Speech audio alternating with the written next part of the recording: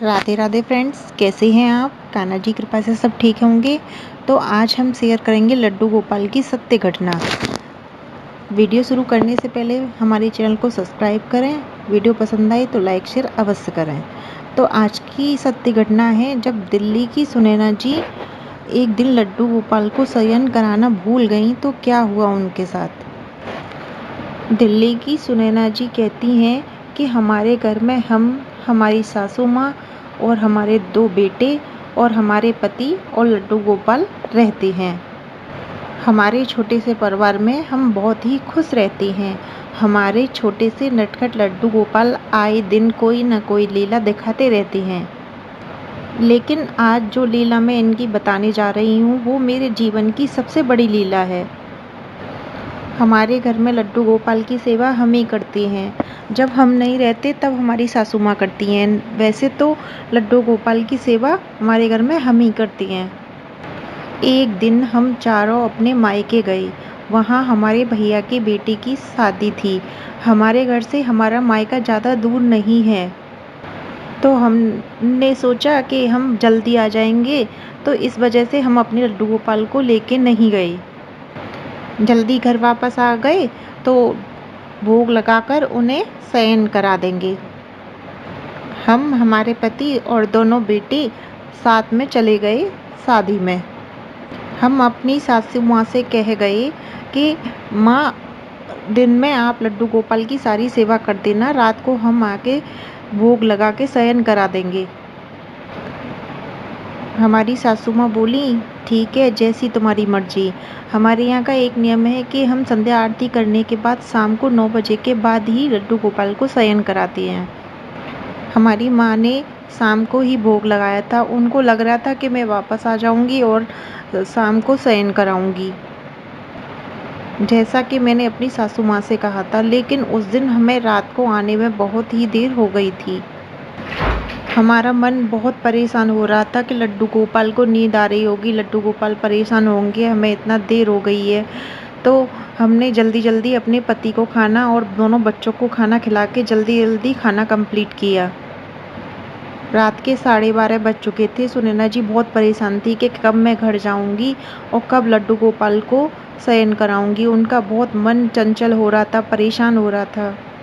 उन्होंने शादी का अनुष्ठान समाप्त किया और जल्दी अपने पति और बच्चों से घर जाने को बोला। सुनैना जी के बच्चे अपने मामा के घर जाके दोस्तों से मिले और खेलने लगे। खाना खा के वो फिर दोबारा से अपने दोस्तों के साथ चले गए।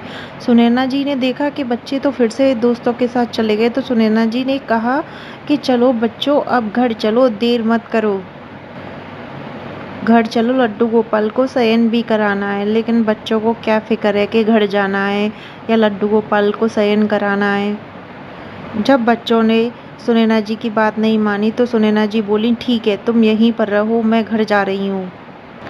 जब सुनैना जी जाने लगी तो उनके दोनों बेटे आ गए कि चलो मम्मा, साथ में ही चलते हैं। जब चारों घर वापस आए तो सुनैना जी फ्रेश होकर मंदिर में लड्डू गोपाल जी को सुनाने के लिए गई। मंदिर में देखा कि सुनैना जी ने कि लड्डू गोपाल बड़े चैन से ही सो रहे हैं। यह देखकर उन्हें बहुत ही संतुष्टि मिली। सुनैना जी सोचने लगी, चलो मम्मा ने लड्डू गोपाल को शयन करा दिया। मुझे लग रहा था कि माँ संध्या आरती के बाद भूल जाएंगी, लड्डू गोपाल मेरे लिए बैठे होंगे। लड्डू गोपाल जी को गुड नाइट कह के सुनैना जी अपने रूम में आकर सो गईं। जब वो नींद से जगी तो उन्होंने देखा कि उनकी सासू माँ नींद से जग चुकी हैं। अरे माँ, आपने अच्छा किया, लड्डू गोपाल को सुला दिया। मैं वहाँ बार बार परेशान हो रही थी कि लड्डू गोपाल परेशान हो रहे होंगे, लेकिन आपने सुला दिया, बहुत अच्छा किया। इसके बाद सुनैना जी की सास ने जो कहा उसे सुनकर सुनैना जी हैरान हो गईं। मुझे तो याद ही नहीं था कि लड्डू गोपाल को शयन भी कराना है। मैं तो कब का 10 बजे सो गई थी। सोने के बाद मुझे सपना आया कि सपने में एक बच्चा रो रहा था, आंखें रगड़ रहा था। तब मैंने उस बच्चे से पूछा कि बेटा, क्या तुम्हें नींद आ रही है? तो वो बच्चा मुझसे बोला, हाँ, मुझे बहुत नींद आ रही है। तो मैंने कहा, नींद आ रही है तो तुम यहाँ पर क्यों बैठे हो बेटा, सो जाओ। तभी मैंने देखा कि एक अद्भुत घटना हुई। तो वह बच्चा बहुत ज़ोर से रोने लगा। तो मैंने उससे पूछा, क्या हुआ लल्ला, क्यों रो रहे हो? तो वह एक भी बात का जवाब नहीं दे रहा था, वो बहुत ज़ोर से रोए जा रहा था। रोते-रोते वो भागकर सीधे मंदिर में घुस गया। ये देखकर मेरा सपना था वो टूट गया और मैं जग गई। मैंने देखा 11:15 बजे हैं और तुम लोग आए नहीं हो अभी तक। मैं घर में अकेली थी, तो मुझे बार-बार यही ख़्याल आ रहा था कि वो बच्चा रोते हुए मंदिर में चला गया। उसके आँसू बार-बार मुझे समझ नहीं आ रहे थे कि क्यों मुझे दिखे। तो वह बच्चा रोते-रोते मंदिर में गया था, तो यही सोचकर माँ ने सोचा कि लाओ मंदिर में देख लेती हूँ सब ठीक-ठाक है कि नहीं। मंदिर में जब मैंने प्रवेश किया लाइट ऑन करके, तो जैसे ही मैंने मंदिर में देखा तो मंदिर में देख के मेरे जीवन में जैसे अंधकार छा गया। लड्डू गोपाल बैठे हुए थे, वो 12 बज गए थे, तब तक सोए नहीं थे। तो उन्हें सुनैना जी की बात याद आई कि माँ तुम सो जाना, मैं आकर लड्डू गोपाल को शयन करा दूँगी। लेकिन लड्डू गोपाल तो बैठे हुए थे। सुनैना जी ने आने में बहुत टाइम लगा दिया। तभी मुझे अपने सपने के बारे में सब कुछ समझ आया कि वो छोटा सा बच्चा और कोई नहीं, हमारे लड्डू ही गोपाल थे।